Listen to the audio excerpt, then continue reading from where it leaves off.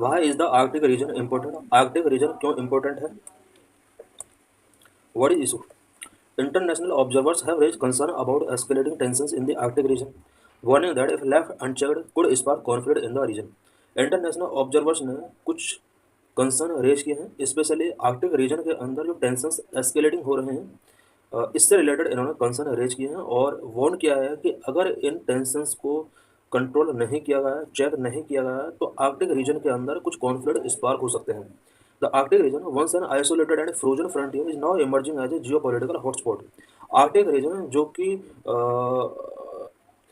Years पहले isolated and frozen frontier हुआ करता था, टुडे ये एक जियोपॉलिटिकल हॉटस्पॉट के तौर पर इमर्ज हो रहा है। Climate change is rapidly melting ice cap, opening new sea routes and open access to vast reservoirs of untapped natural resources. Climate change होने की वजह से आर्कटिक रीजन के अंदर आइस कैप मेल्टिंग हो रहा है रैपिडली, और इस आइस कैप के मेल्टिंग होने की वजह से यहाँ पर कुछ न्यू सी रूट्स ओपनिंग हो रहे हैं, एंड कुछ वास्ट रिजर्वर्स जो आइस कैप के अंदर हुआ करते थे वहाँ तक एक्सेस अब ओपन हो रहे हैं।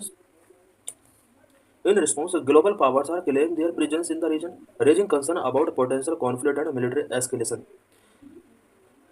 बिकॉज आर्कटिक रीजन के अंदर कुछ सी रूट्स यहाँ पर फॉर्म्ड हो रहे हैं, और कुछ नेचुरल रिसोर्स को एक्सट्रैक्ट करने की पॉसिबिलिटी यहाँ पर जिस तरह से बढ़ रही है, इसकी वजह से कुछ ग्लोबल पावर्स इस रीजन के अंदर अपनी प्रेजेंस का क्लेम कर रहे हैं, और इन सभी ग्लोबल पावर्स के अंदर अब कुछ मिलिट्री कॉन्फ्लिक्ट यहाँ पर होने की पॉसिबिलिटी है।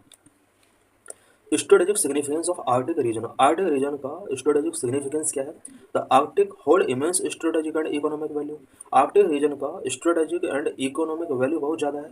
Economic value, according to 2009 US geological survey, Arctic region में contain 13% of the world's undiscovered oil and 30% of untapped natural gas reserve. 2009 की यूएस जियोलॉजिकल सर्वे के अकॉर्डिंग आर्कटिक रीजन के अंदर पूरे वर्ल्ड में पाए जाने वाले अनडिस्कवर्ड ऑयल का 13% जो ऑयल है वो आर्कटिक रीजन के अंदर हो सकता है। साथ ही अनटैप्ड नेचुरल गैस रिजर्व का 30% नेचुरल गैस आर्कटिक रीजन के अंदर हो सकता है। It is also rich in rare earth element, phosphates, copper and valuable fishing grounds. Arctic region कुछ रेयर अर्थ एलिमेंट के यहाँ पर बहुत ज़्यादा हो सकते हैं, सच है यहाँ पर फॉस्फेट्स हो सकते हैं, कॉपर, वैल्यूएबल फिशिंग ग्राउंड्स यहाँ पर हो सकते हैं। However, many of these resources are locked under ice or beneath the seabed and only becoming access due to global warming. ये जो यहाँ पर आइस के अंडर या सी बेड के नीचे जो रिसोर्सेस लॉक्ड हैं, ग्लोबल वार्मिंग की वजह से अगर ये आइस मेल्ट होगा तभी इन रिसोर्स तक एक्सेस किया जा सकता है। बिकॉज ये जो रीजन है ये पूरा आइस कैप से कवर्ड है। ग्लोबल वार्मिंग जैसे जैसे इंक्रीज होगा ये आइस मेल्ट होगा। आइस मेल्ट होने के बाद भी इस तरह के resources such as undiscovered oil या फिर अनटेप्ड नेचुरल गैस रिजर्व जो भी है यहाँ पर उसको एक्सट्रैक्ट किया जा सकता है। Strategic value, apart from resources the melting ice of Arctic region is opening new commercial shipping routes. अगर आर्कटिक रीजन का आइस मेल्टिंग होता है तो इसके मेल्ट होने की वजह से कुछ new commercial shipping routes open हो सकते हैं इस रीजन के through. North east passage along Russia's Arctic coast could shorten trade route between Europe and East Asia by nearly 8,000 kilometre. Europe and east Asia के बीच जो करंट में trade होता है ये एक लॉन्ग डिस्टेंस के थ्रू ट्रेड होता है, बट अगर आर्कटिक रीजन का आइस मेल्ट होता है तो इसके through Europe and east Asia का जो डिस्टेंस होगा, जो ट्रेड रूट होगा वो 8,000 किलोमीटर तक शॉर्टन हो सकता है। This route is very attractive to China, which envision a polar silk route that would that would boost maritime trade while ignoring traditional checkpoints like the Suez Canal। ये root China के लिए बहुत attractive हो सकता है, because China expect करता है कि अगर आर्कटिक रीजन के अंदर पोलर आइस मेल्टिंग होता है तो इसके through China polar silk road establish कर सकता है, और जो कि मैरी टाइम ट्रेड के लिए बहुत इंपॉर्टेंट हो सकता है। बिकॉज चाइना करंट में जो ट्रेड करता है वो स्वेज कैनल के थ्रू ट्रेड करता है, उसके बाद स्वेज कैनल को इग्नोर करके वो polar silk road trade route को यूज कर सकता है। Legal framework and territorial claim, territorial claim करने के लिए लीगल फ्रेमवर्क क्या होते हैं? Unlike the Antarctic region which is governed by a demilitarised treaty system, the Arctic region falls under the United Nations convention on the law of the sea. Antarctic region जो कि demilitarised treaty system के base पर govern किया जाता है, Arctic region की अगर बात की जाए तो आर्कटिक रीजन यूएनसीएलओएस के द्वारा गवर्न किया जाता है। It means United Nations convention on law of the sea. इसके अंडर आर्कटिक रीजन को यहाँ पर डील किया जाता है। Countries can claim seabed territories beyond their 200 nautical mile exclusive economic zone if these countries prove geological continuity with their continental itself. कोई भी country अपने 200 nautical mile exclusive economic zone पर टेरिटोरियल क्लेम कर सकता है अगर उस country का सी बेड टेरिटरीज कंटिन्यू है। Arctic region is currently controlled by 8 countries: US, Canada, Russia, Sweden, Finland, Denmark, via Greenland, Norway and Iceland which collectively form the Arctic council. Current में Arctic region को 8 countries के द्वारा control किया जाता है: US, Canada, Russia, Sweden, Finland, Denmark, Greenland, Norway and Iceland. इन सभी countries ने कलेक्टिवली आर्कटिक काउंसिल बनाया हुआ है। Arctic Council aims to promote environmental protection and scientific cooperation. Geopolitical rivalries have strained its unity.